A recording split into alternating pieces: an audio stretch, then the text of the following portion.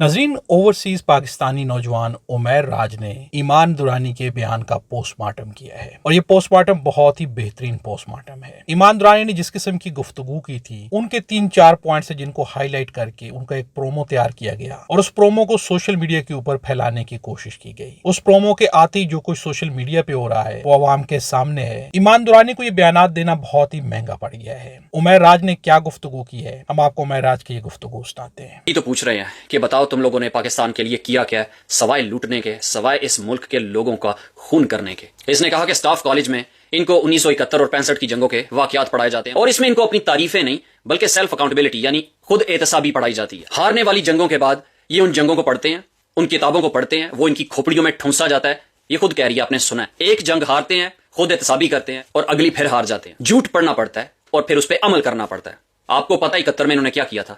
71 में इन्होंने मुल्क को दो लख्त किया था। उस वक्त भी इन्होंने पाकिस्तानियों का, मशरकी पाकिस्तानियों का इंतहाब लूटा था, उनके बुनियादी इंसानी हकूक की पामाली की थी। क्या कुछ किया था, वो सारा कुछ हमूदुर रहमान कमीशन रिपोर्ट में आया, जो पाकिस्तान में छपने तक नहीं दी गई, शाया तक नहीं होने दी गई। और ये बात कर रही है कि ये 71 को पढ़ते हैं और फिर खुद एहतसाबी करते हैं।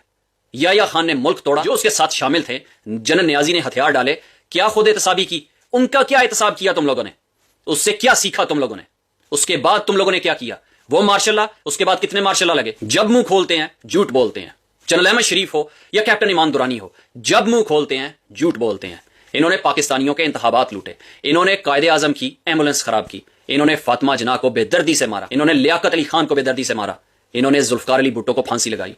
बेनजीर भुट्टो को कहते हैं कि इनके हाथों में मरी। उसे कौन मार गया पाकिस्तान में? ये कहते हैं कि ये बड़े मजबूत है, मुल्क का दिफा मजबूत हाथों में है, इनकी इजाजत के बगैर पाकिस्तान में कोई परिंदा पार नहीं मार सकता, कोई सियासतदान अपनी मर्जी से कोई पार्टी ज्वाइन नहीं कर सकता। क्या कुछ नहीं किया इन्होंने आपकी आंखों के सामने? ये इस दौर में, सोशल मीडिया के दौर में, जब कोई चीज किसी से भी छुपी नहीं है, ये कुछ करते आ रहे हैं। इन्होंने 71 में क्या किया होगा? नाज़रीन, आपने इस नौजवान की गुफ्तगू सुनी। इस गुफ्तगू से आप इत्तफाक करते हैं या इख्तलाफ करते हैं? कमेंट्स में जरूर बताइएगा। ईमान दुरानी ने कल जिस किस्म की गुफ्तगू की, जो कुछ भी उन्होंने फौज के बारे में कहा, अवाम के बारे में कहा, कौमी मुफाद के बारे में जिस तरह की बात की गई, उस बारे में आपकी जाती क्या राय है? कमेंट्स में जरूर बताइएगा। क्या आप ईमान दुरानी की गुफ्तगू से इत्तफाक करते हैं या इख्तलाफ करते हैं? अपनी राय का इजहार जरूर कीजिएगा। इस वक्त एक नजरिया कौम का है, अवाम की ज्यादातर तादाद क्या सोचती है फौज के बारे में, हुकूमत के बारे में, पाकिस्तान के मौजूदा निजाम के बारे में क्या सोचती है? एक नजरिया कौम का है और एक नजरिया है इदारों का, फौज का, जो कि ईमान दुरानी जैसे लोगों की शक्ल में सामने आ रहा है। फौज क्या सोचती है, फौज अपने गलत काम को किस तरह से जस्टिफाई करती है, ईमान दुरानी की गुफ्तगू से सामने आ गया है। क्या जिस तरह से फौज जस्टिफाई कर रही है, ये सब कुछ अवामी मुफाद में हो सकता है या नहीं हो सकता? ये खुद एक बहुत बड़ा सवाल है और इस सवाल का जवाब जो कौम देना चाहती है वो फौज नहीं सुनना चाहती। और जिस तरह की जस्टिफिकेशन फौज देने की कोशिश कर रही है, ये जस्टिफिकेशन कौम किसी भी सूरत में मानने को तैयार नहीं है। अगर आप हमारे चैनल पर नए तो चैनल को सब्सक्राइब कर लें और बेल आइकन को भी प्रेस कर दें। वीडियो अच्छी लगे तो लाइक जरूर कीजिएगा।